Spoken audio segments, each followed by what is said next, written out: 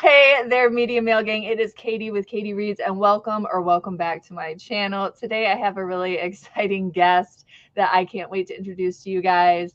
This is Phil Monteleone. I will let him introduce himself and talk about his store, his channel, all the things. But I found Phil, I want to say like 2+ years ago on YouTube. And I really liked the aspect of how he has a bookstore, but he also engages with e-commerce. And it's always just been really interesting to me seeing other book people and their journeys, especially because of where he's located. It's closer to the Midwest area. So that's why I followed Phil a long time ago. And then now we've just like connected more. And I said, you know what? I need to get you on the channel. So here we are today. We're going to grill him with some questions. But first, I will let Phil introduce himself. Go ahead. Well, as Katie said, I'm Phil Monteleone. I'm the owner of the Book Peddler. I have two bookshops, and like she said, I do online selling. I got my brick and mortar shops, and I'm just really honored to be on your channel, Katie. Thank you, and hello to all her listeners. So I hope I can provide you with some good information, relevant stuff. I've been doing this now for almost 10 years, and I've learned a lot. I've seen a lot, and I have my YouTube channel where I try to just share what's been working for me, in shop, out shop activity, and stuff like that. So I guess that's me in a nutshell. That's what I do. I sell books for a living. This is my livelihood. Yes. So Yeah. So Phil, I guess to start off with, like everybody kind of explains why they got into reselling, why they picked the niche that they picked. Um, I have my background story with it. So why books for you? And then, why reselling? Why reselling books? And then what came first, the bookstore or the online, or what did that kind of look like for you? so for me, the bookstore came first. I wasn't big with the whole technology thing. I wanted to stay away from it, honestly, but I realized after a few years in that, I mean, these are free tools that we can utilize.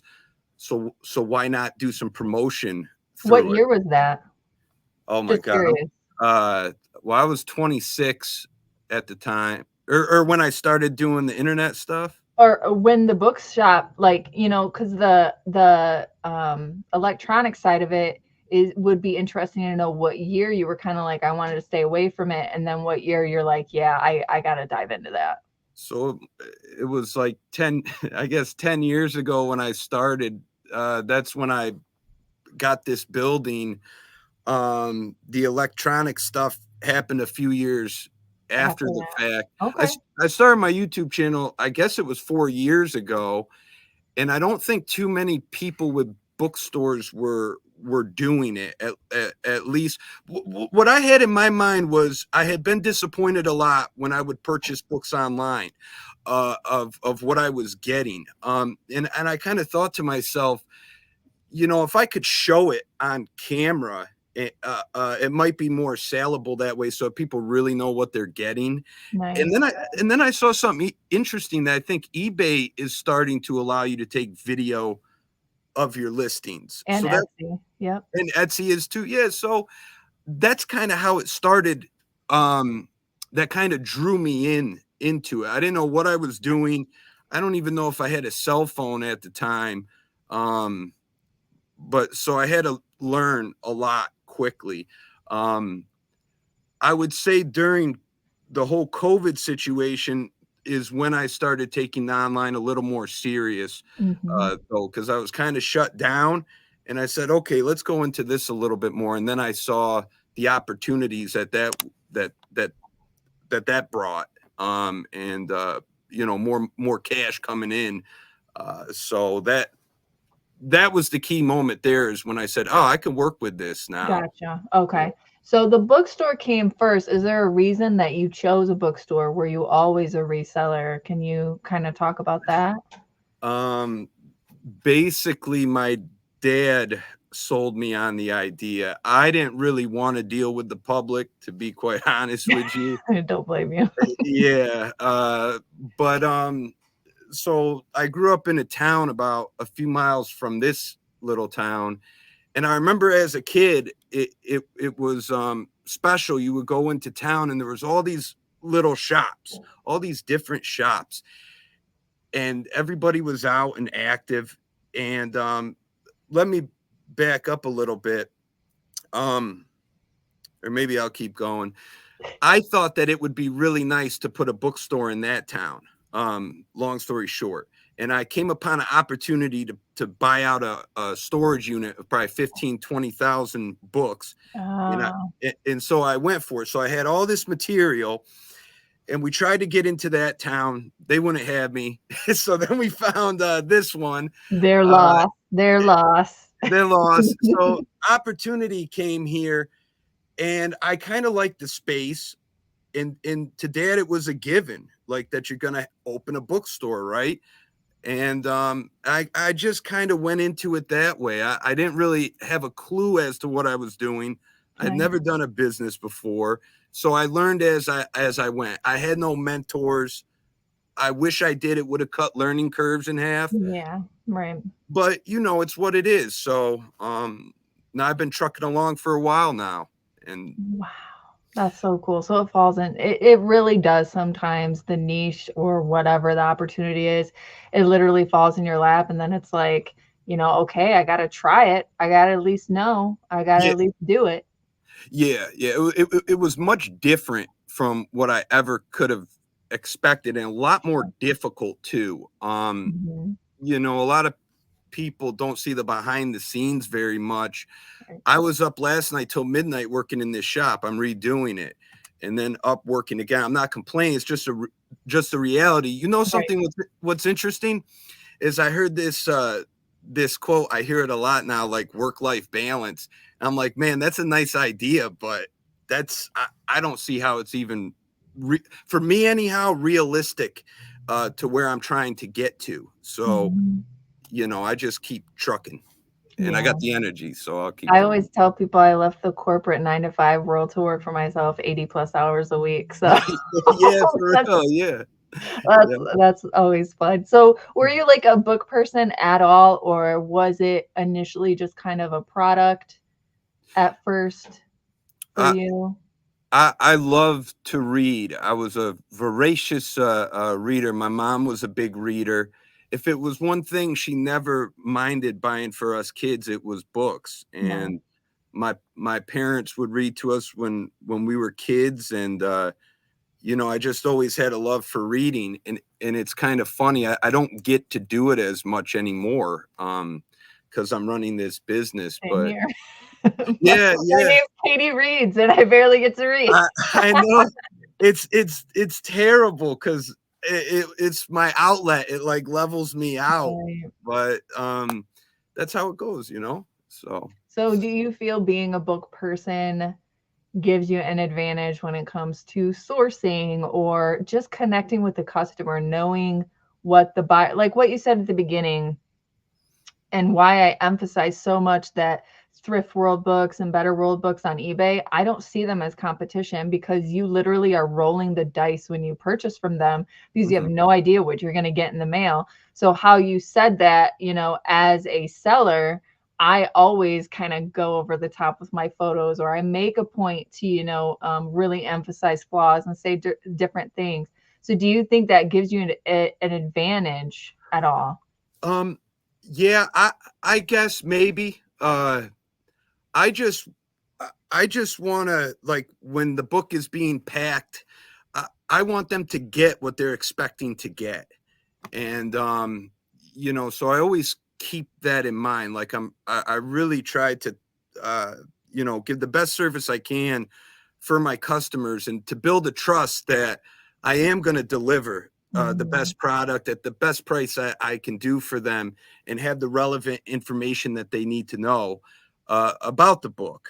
And yeah, a lot of people, I don't know. Maybe I should. Some of those bigger businesses, sometimes the quality isn't there, and I always think that's what's most important for me anyhow. Like when I go to a restaurant, I don't go out that much, but I want quality food. I don't mind Mhm. paying for quality. Mhm. Um, if you're gonna go in on the cheap, I mean, whatever. There's nothing wrong with that, I guess. But I want a good experience. I want to provide that for somebody. What I Mhm. would expect, So, Right. and then Right. you got my loyalty. Right. Mhm. Right. So, Exactly. And that's yeah, I mean that's a good point too, the repeat buyer side. And I'll probably get into that a little bit later too because I'm curious on your marketing approaches between e-commerce and bookstore and what that kind of looks like. mhm. So you mentioned challenges and up till midnight doing all of that. What do you think? I mean, you've been what at this over 10 years now as a Yeah. bookstore owner, as a brick and Well, mortar bookstore owner? yeah. So, what would you say are kind of like the top couple challenges that still, you have, but you either manage it or you found a way to kind of overcome it, or what does that kind of look like? It, there's many different things. I think for myself right now in the situation I'm in, there's two main things. One is to continue to refine my system, Mm, um, like my organization, things of that nature. That's my big thing. The other one is marketing. We're actually this year going to explore more traditional ways of marketing. I got to try it. I'm opening my new building and I want to try to draw people to get in here and do more in-store business. Those are going to be my biggest challenges. And a mm, lot of it's going to be some trial and error. But we're going to figure out if it works. I'm in an interesting part of upstate New York. There's still a lot of people up here that aren't really big with technology, okay. and yeah, like half of my customers don't have cell phones. They're not interested in it, and so they'll find these things more so through traditional ways. I believe we're gonna find out. Um, Yeah, so your target market may be more interested in radio ads or yes. newspaper ads, or maybe you sponsor someone's little league team for the Yep. summer, stuff like that. I think community in general is always going to be an asset and Mhm, a big piece of your net worth as a business owner, mhm. always. Yeah. Yeah. Everybody always knows somebody who knows somebody, and so Absolutely. that's Absolutely. huge. Absolutely. So yeah, those would be the biggest focus for me this year, and just keep expanding, refining. Um, and I think it can take me further. And Nice, yeah. you know, Yeah, that'll be a good thing to experiment and make sure you guys. I'll put in a plug real quick to follow the Book Peddler on oh, YouTube, thank and you. maybe he'll talk about it and share it as part of his YouTube content with us. So you mentioned upstate New York, and that's and how that demographic is maybe a little different than other places of New York as far as like a buyer demographic and your target market that you're trying to reach to. Yes. And I I feel that in reselling in general, geography really does matter. I mean, if you live in a rural town, if you live in a big city, Mhm. if you live in a college town, I'm fortunate enough that there's 3 colleges and 1 tech facility in my area, so I get a lot of educational material very easily. Wow. So what do you think about geography, and do you think it's more relevant from like an online reselling Mhm. perspective, or do you think owning a book brick and mortar is just as important with like the geography piece as far as sourcing and all of So, that? so there's great benefits to having a brick and mortar, and the one has been that aspect is that once you establish a name for yourself, people start bringing material to you. Uh, Nice. Yeah. you start getting those picks that are untouched. You don't have to compete with everybody. That's been very beneficial in terms of the sourcing. Yeah, geography. I only know this area. I've been to other states to buy for sure. Um, but I think there's treasure to be found everywhere. You really there's a lot of videos out about sourcing. I hope I'm not going too far off the subject. Um, about going to the book sales, the estate sales and stuff. But if you want to get a little bit of an edge, you got to be a little bit creative Mm-hmm. too. And that's one thing that's gotten me some of my picks. All right, I'll reveal one thing. Ooh, we're getting a gem, guys. Hold Okay, up, hold up, hold up. You guys are about to get a gem. Here we go. okay. So say like historical societies. There's a lot of historical societies that get donated a lot of material that might not necessarily fit what they're looking for, or they don't have the space, and they're left with having to get rid of this stuff. So Mm-hmm. maybe write a letter to your historical society Mm-hmm. and introduce yourself. There's some other things, but like I'm actually reading a book called by Richard Booth. He was a bookseller in Wales, and there's a lot of gems of information of how he was sourcing. And I do think that's important. If you read other books about people in the business, you can Yeah. pick up a lot of gems. Where I'm at, like to get back to it, the East Coast specifically, this is where the country started, really. There's a lot of material that can still be Yeah. found out here that never. You guys get all that. I mean, I would love to have access to even like just the metaphysical occult stuff because a lot of that started in the New York area when the Sure. spiritualism was really hot. Mhm. I love that type of stuff. I love selling that type of stuff. So I'm Mhm. sure you guys are just chock full of that type of There's a, genre. there's a lot of great stuff up here, and there's still areas that are untapped. I mean, no matter where you're at in this country, if you get a little creative, if you think a little bit, um, I don't do this, but say like a book knock, and if there's a big old home and it looks a little run down, it's a generational house, there's a good chance that they got great grandma's books in there that are Mhm. sitting away rotting. Uh, In the I've had people. basement. What's that now? In a basement or in an attic or something. Yeah, and you can they might be interested in selling, could use the extra cash, and you get to save these books and pass them on to people who will appreciate them. You'd be amazed at what comes in that's pulled from people's basements and attics. I'm Mhm. amazed by it still. So, I So hope that answers. yeah, absolutely. And do you still participate with book fairs? Do you still attend them?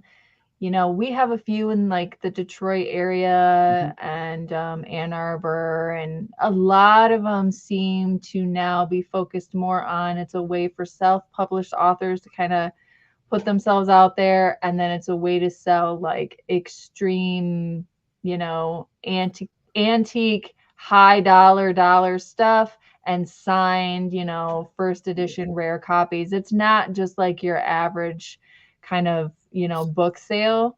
Yeah. So do you still attend those, or are you in like more of an auction area? I'm just kind of curious about what that looks like. Well, I mean, there's some book fairs. There's one up in Rochester. There's one in Cooperstown. They're obviously down in the city.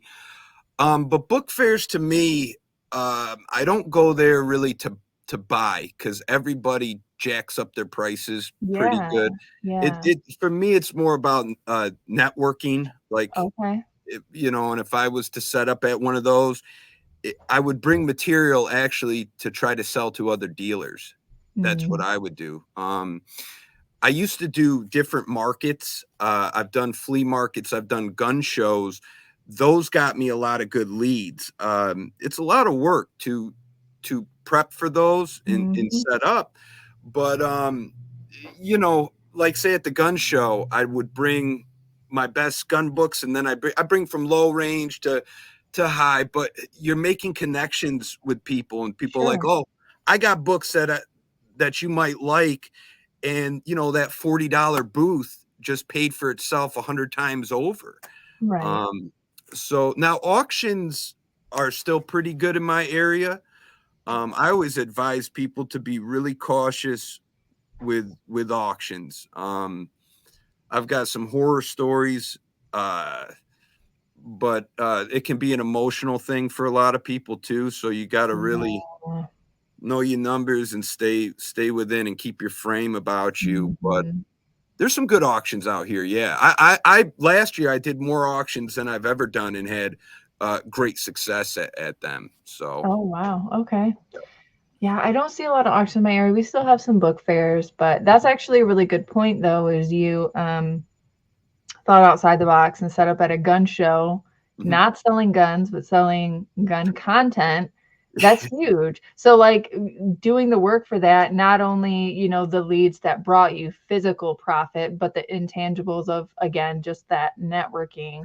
So that's just a really good reminder about why because sometimes I wonder, you know, why am I doing these community things? Why am I, you know, because time, you know, Yeah, time is money, da da yeah, da. But it's like I have to remember the intangibles of it, the networking, and yeah. yeah, the referrals that do make me actual money. So Sure, that's sure. that's a good point. That's a really good reminder. And that's very unique outside of the box thing to attend to. So I hope, you know, anyone listening, I hope you kind of took some thoughts with that. You know, what's going on in your area that you maybe don't have, like doll shows, okay? Maybe you don't have dolls, but Yep, maybe you have tons of crafting books about how to make dolls, or you know, yep, the history of dolls, or whatever, you know, getting creative, that kind of thing. yeah, yeah. um so we talked about geography. Now I'm curious, we talked about marketing a little bit. Do you do any type of marketing for the online piece of what you do? Can you, well, I guess let's back up. Where do you sell online? And then can you talk about if you do any marketing with that? Like, do you ever tell people to check out your online store, or what does that kind of look like? Yeah, so I've sold on Amazon and eBay. I don't sell on Amazon no more for a litany of reasons. But I do enjoy eBay, and really I just will promote it through the YouTube channel. Gotcha. I'm basically like if I'm showing a pic of what I found, uh, I'll say, you know, these listings are going up, but of course, if you want to contact me outside of it, we could do business directly. And so I do a lot of business that way just from making an 8-minute uncut video, Right. you Right. know, which is Right. beautiful. Yeah, So, absolutely. mhm. So you said a few years after the store. So you've been on eBay. You started with eBay? Yeah, I did. Yep. Yeah. But I didn't start taking it serious till during that COVID situation. Okay, so you're about 4 years in of like having le you know, a legit approach to it, of where like you're maintaining inventory and Yeah. you're, you know, that type of thing. So what do you decide? Because I get this question a lot because I sell on eBay, I sell on Etsy, I sell on Amazon. I don't do just books. I do ephemera, I do handmade items, like all of that. Paper in general, because they all kind of go hand in hand Sure. sometimes. Sure. Um, what do you decide what goes where? Like what absolutely has to go in the bookstore? What do you prefer goes on eBay, or do you cross list them? I don't cross list. Okay. I've thought about doing that this year. You know, so far it's just state of thought.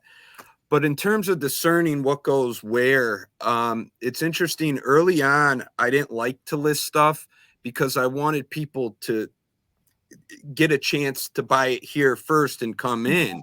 Yeah. But then my mind started changing on that to like, I can't depend that these people are actually going to buy that book in here. And I just started everything pretty much gets not everything gets listed. I am selective, so I don't really make too much of a discernment. If I think it's a desirable item, I put it up. I like eBay because it gives you the ability to do allotments, and I think that's a nice advantage to have.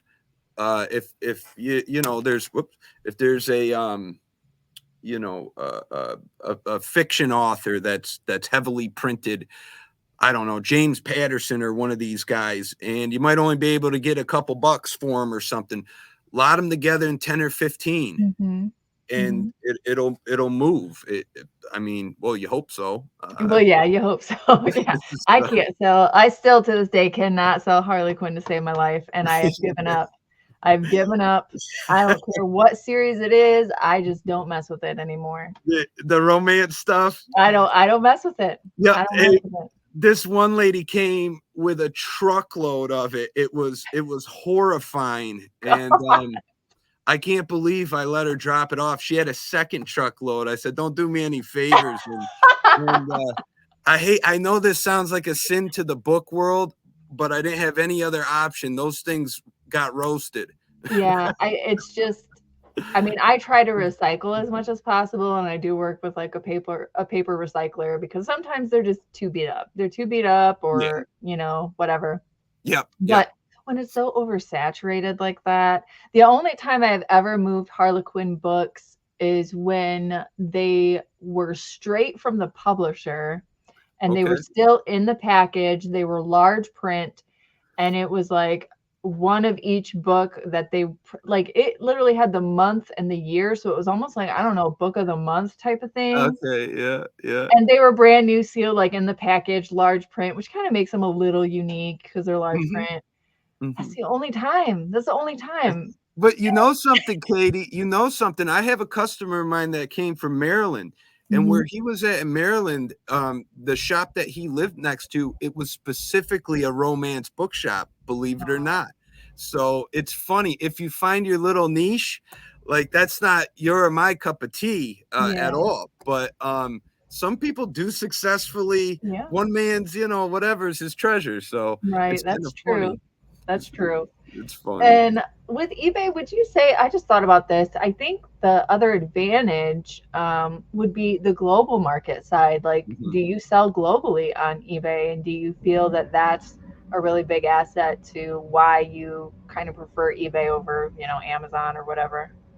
Yeah, I definitely sell globally. Sometimes it comes all in one, like one weekend, it'll be almost like straight just international sales, which is really interesting. I don't know why. But yeah, it's great. And you know, your audience probably as well as mine, this YouTube thing is global. Yeah. So yes. I have people that follow my channel that are in Britain and buy off of me. And I think that's really, really cool. So yeah. So have you had a lot of success with selling through YouTube Direct? Like, have people sent you an email and been like, I saw your video, I'd like to buy these books, that type of thing? Do you have success with that? Yeah, pretty much like every video. Some yeah, you know, some of them are lower end. I think it's awesome. That's amazing. Some of it will be higher end, mid, lower, whatever that means to whoever. It's a sale, and you don't have to deal with the middleman in the fees. Right. So, it's a direct sale. Yeah. Wow, that's really cool. I know a lot of people have that aren't really interested in YouTube because they don't want to show their face or do all the work or whatever. But they have resorted to Instagram, which, you know, you can give that video presence with Instagram. You can take a video of a book and showcase it and show it off. So I know a lot of people that have resorted to making sales through Instagram as well. Is that something you would ever see yourself doing, is resorting to a little bit more social media world for that? You know, if I had more time to, I probably would. Yeah, I know people that do that as well. They sell books through Instagram, and they do very well with it. I don't know. Every platform, I guess, whatever you're comfortable on is probably. And it's so time consuming. It really is. It is. It really is. Just to be a content creator in general, or influencer, whatever you want to call it, whatever you want to call me, whatever you want to call Phil, since we have a YouTube presence. It's time consuming. It's so time consuming to create quality. Like, I'm not going to post a crappy video. I'm not going to post crappy pictures. I'm not going to do the work and have it look like crap. So yeah, it really is time consuming. So I've considered it with social media too, as far as like Instagram, and everybody keeps telling me you got to get a Facebook and start cross posting your videos from YouTube to Facebook, and Facebook pays out so well. And it's just like, I don't have the time for it. Yeah. And I don't necessarily want to delegate everything out and be paying, Yeah. people to do something like that for me that I can easily do myself. It's just I don't have the time for it right now. Yeah. So I struggle with that side of it too, but I do know the opportunity is there. And I know I like it because it's an alternative for people Mhm. that maybe don't want the YouTube thing. They don't want to Mhm. do all of that, but they like the idea of using social media to make profit. Yeah. So I do think it's a pretty You cool concept. Katie, like every year I try to add on one more thing to my plate and try to say, okay, I'm going to post at least once a week on Instagram, and that automatically goes to Facebook. Just its ability to handle it all. It is a lot of work, like you Mhm. said. People think it's easy. It can become its own, Full-time animal. job, Yes, honestly. yeah. Honestly, if I wanted it to, it could become a full-time job all on its own. Yes, absolutely. I've seen other YouTubers, not to say any names, almost kind of frown upon using it as to position yourself to do business on through the Mm, social media platforms. I never understood that attitude. Like, yeah. once you want to bring in business from wherever you could bring it in, but I've seen that attitude come up in people's videos, and I really don't understand that. I say take full advantage of it, Mhm. and even if the market gets oversaturated, then figure out how to do it better or to get a different angle Yeah, on it be to unique. separate. Yeah, like Yeah. Yep. sorry. I mean, I would almost just say to that, like, okay, I'm sorry you're not good at it because it sounds like you're just not good at it, and that's why you don't like it because you tell other people to not to do it because you're just not good at it. I mean, Yeah. I get some people feel like they don't post. I know some YouTubers are like, I'm posting videos to be educational. You don't have to buy from me. Blah blah blah. Yep. And while I get that, at the same time, some people don't want the education. Some people just genuinely are out browsing and shopping. Mm-hmm. So I think it's foolish not to provide content for both of those people. Mm-hmm. Yep. That's just my personal opinion. But, Yeah. Yeah. I don't know. Maybe we'll ruffle some feathers with that one. Who Oh, that's knows? okay. Who knows? Who knows? So I have to know everybody's got like this is my best sale year to date kind of thing. What is your what's your best year to date sale? And by best, super subjective. It doesn't have to be, oh, it was 10 grand. It doesn't have to be, oh, it was a super rare book. It could have just been one that just the whole situation felt really amazing. And that was why it's best to you. So, whatever best means to you, tell us what book that was. So I'll say this. I love getting the right books into people's hands that they really want. So every next sale is like a best sale for me, especially in the physical shop. There's one particular one that stood out with an individual. I'll briefly tell the story.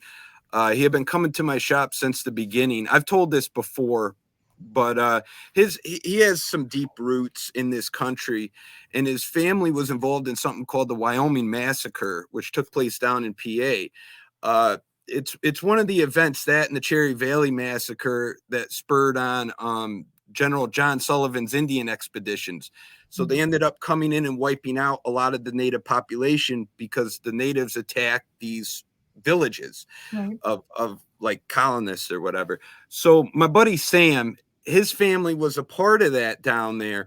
And what was so cool is I had a book come in, and it was called The History of Wyoming. I didn't look at it close enough. I thought it was on the state, but it was on that county in Pennsylvania. Wow. Well, so long story short, in that book was like a 50-page interview with his ancestor, Sam Finch, about the event. And I Wow. found that to be incredible. Now, you know what topped it? Um, what topped it was a guy that I work with. We call him Brewster the Rooster. He goes to auctions. This guy, hey, let me show you this guy. This is what my buddy Bruce looks like for real. And we call him Pinhead too, because Oh anyhow. my God. So, so Bruce went to an auction, and he calls me up, and he goes, there's one of those large Victorian Bibles there, the beautiful, the gold stamping. so I told him what to pay for it, and he got the Bible. And I'm just gonna be quick with this because I know we're time restraints and No, whatever. not at all. Not at all. Yeah, you're Oh, okay. good. Well, I'm Yeah. not a great storyteller anyway, so I'll just get to the meat and potatoes. All right, get to the meat, Phil. Come on. So Sam comes in at right before close, and he had some books, and I said, "Hey, check out this Bible I got." He's looking through it, his eyes got so big. That was his family Bible from 140 years ago. And it was found in the county in New York where his ancestors came up to after the massacre, the survivors. It was Wow. that's a lottery ticket. That's a needle in a haystack. That's one of the most Wow. special ones that has I happened. love it. Yeah, I thought it was phenomenal, but so that always makes me smile. And he had that Bible in his truck, driving around with it he probably still does, showing people. That is so awesome. I mean, gosh, everything's such a spider web, right? We're Yeah, all connected somehow, and it got to you, the book guy, and yeah, you knew. That's crazy. yeah. That is awesome. That's a really good sale. That's awesome. That Yeah, would top any, money's nice, but man, that's yeah, it's special. There's a number of stories like that that are real special to me, but that one definitely stands out. And then we went to visit the battlefield with him. We both went down with another buddy, and so it was really cool. I yeah. love that stuff. Yeah, that's a memory you guys will never forget. You'll never, Yeah, that'll get yeah, passed down for his future generations, you know what I mean? So absolutely, that's cool. absolutely. That's very cool. So what would you say, everybody asks me this and I don't have answers. So I'm curious what your answer would be, or if you don't have an answer, but like, what's your unicorn book? What's the one book that like you are always on the hunt for? Well, I take that back. I guess I do have one, but it's like super unrealistic unicorn. What is it? It's the the Malleus Maleficarum. Oh, okay. Good luck. Yeah. Yeah. That's why it's like absolutely absurd. But do you have one that like you would love to get your hands on to either for personal collection or just to resell, like finding that gem? Is there one that you always are on the lookout for? Nothing specifically. I love early Americana. So anything in that field is going to be really special to me, like maybe Notes on Virginia by Jefferson, or Lewis and Clark Expedition, stuff like that during that time period. Mhm. I guess to add any icing on the top, if it came from their personal library, or some type of provenance back to them, that would be pretty special. But I love what I get in on a yearly basis. Last year I got in Indian captivity encounters from this area. That was amazing to me. It's Wow. so Wow. scarce, and you can really connect with these people, and they were in your area. And Mhm. I love that kind of stuff. I just think it's the best. So anything specific, I'll tell you one unicorn book that I think has a great possibility to be found in my area would probably be like a first edition Book of Mormon. Um, Yeah. the, Yeah. the the Mormons they had a big presence here in upstate New York and in a neighboring town called Bainbridge. Mhm. And who knows? I might be in a barn someday or in someone's Yeah. attic, and you pull out, I don't know, a $60,000 book. That'd be pretty cool. Yeah. Yeah. So, I always like to think that I could bump into, some H.H. Holmes stuff because he did go to University of Michigan before he went to Chicago, mhm. and just like weird stuff like that. I always like to think that I could bump into something, even if it was ephemera. Like I'd even be happy with stuff like that. Sure. Henry Ford being around here. There's a lot of Ford Oh, homes around my area that they worked for Ford, and so they mhm. had these big lavish houses. So Awesome. stuff like that. I always like to think I could bump into stuff like that one day, but I don't know. We'll You see. you may very well. You're in the prime area for it. I have So to actually leave my house though. Like that's kind of my problem. I yeah, don't leave my house very much. no, you don't. No. You got to get out a little bit. I know. I know. And that Uh, brings me like I know that you said there's tons of ways to source. What is your favorite way to source? I mean, I know having a lot of things come to you because you've established your name for yourself, you have a location. Having a location is pretty big because people can just come to you. They're not coming to, your doorstep or whatever. So yeah. what is your favorite way to source outside of like the natural givens of, people coming to the bookshop? Well, what really gets my blood just pumping is estate sales. It used to be library sales, but around here they've been thoroughly pretty picked over. Yeah, same here. They've caught on to that. Mhm. But estate sales auctions get me going. I mean, I used to have to like settle myself down, which wasn't always the best thing. Is I would go out the night before and get a little toasted because I could not sleep. I was always like so excited. Actually one time I had a gig in about 40 minutes away, and we're out there till like 2 in the morning. I just drove right to the estate sale and Oh slept my in the driveway. So because I'm like, I'm not going to be able to sleep, and what am I going to do, get 3 hours of sleep here? So that stuff really gets me going. I love I love that stuff. It's so much fun, and usually my mom enjoys going with me. Nice. I've suckered my sisters into going Same with here. me, so Same here. I mean, it's they fun. enjoy it. My brother-in-laws like it too, and they have trucks, so that Mhm. usually helps me out a little bit Definitely, too.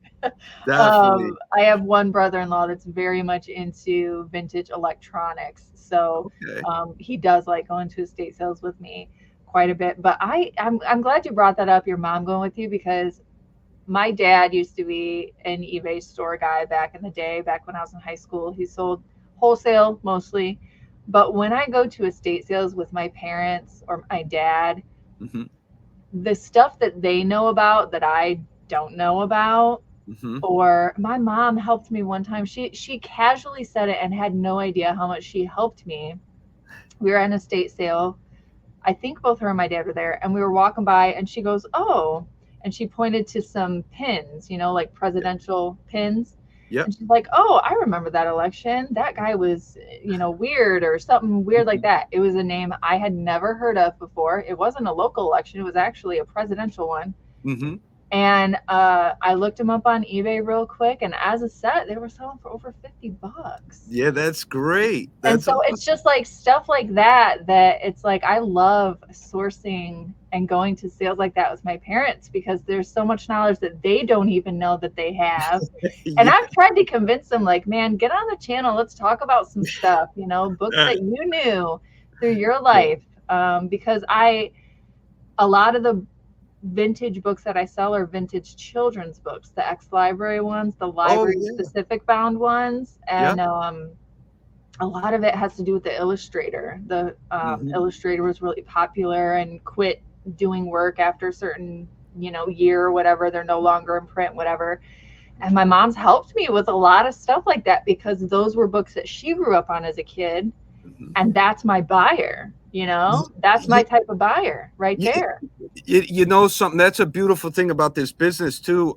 You learn so much, and also having a brick and mortar store, my customers have taught me a ton of stuff. I mean, I soak it up Oh, like a sponge.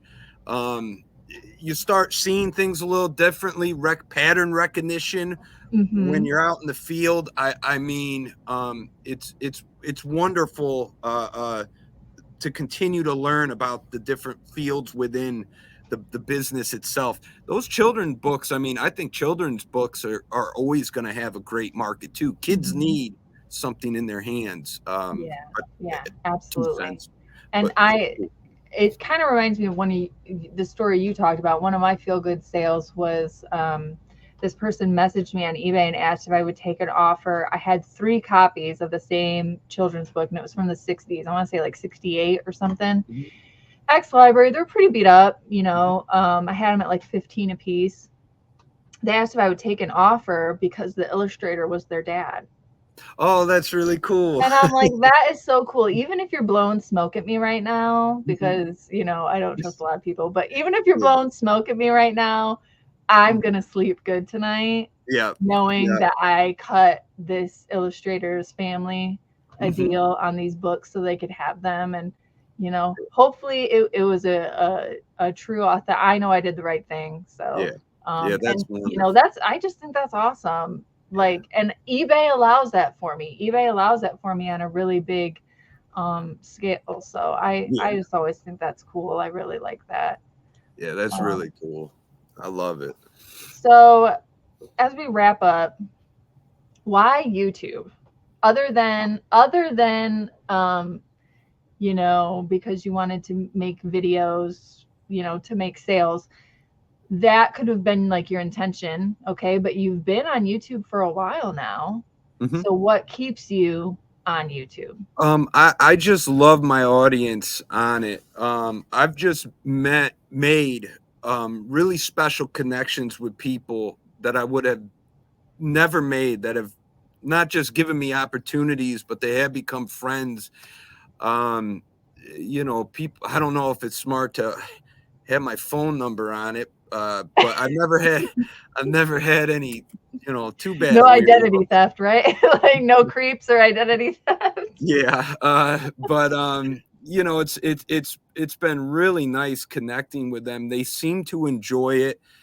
As long as they continue to enjoy it, I'll keep putting out content for them. And I like showing people, I guess, what I'm doing, how my mind's operating. I don't know. It's probably not for everybody. It is really weird sometimes. Like I was in here late last night and I turn on a phone and I'm talking to myself and no one's in the room. It's Mhm. not normal. You know, it's like, but as long as they still enjoy it and I can provide some source of Mhm. entertainment or interest, I mean, they do motivate me to keep it, to keep going with it, Yeah. and Yeah. try to put out some content I think they'd enjoy. Yeah. So I like YouTube. It's really, I would never meet any of these people. I think it's just so cool. Like yourself, I would Mhm. never know you Mhm. exist, but Yeah. you know, it's nice. It's special. So Mhm. Yeah, and I agree. I'm kind of just along for the ride. I know the video world is always changing, and mhm. YouTube honestly is kind of becoming the new cable in a way because Yeah, it you know is. you can have TV, you can have movies, you can have music now. If you pay for Mhm. premium, you can get all this stuff.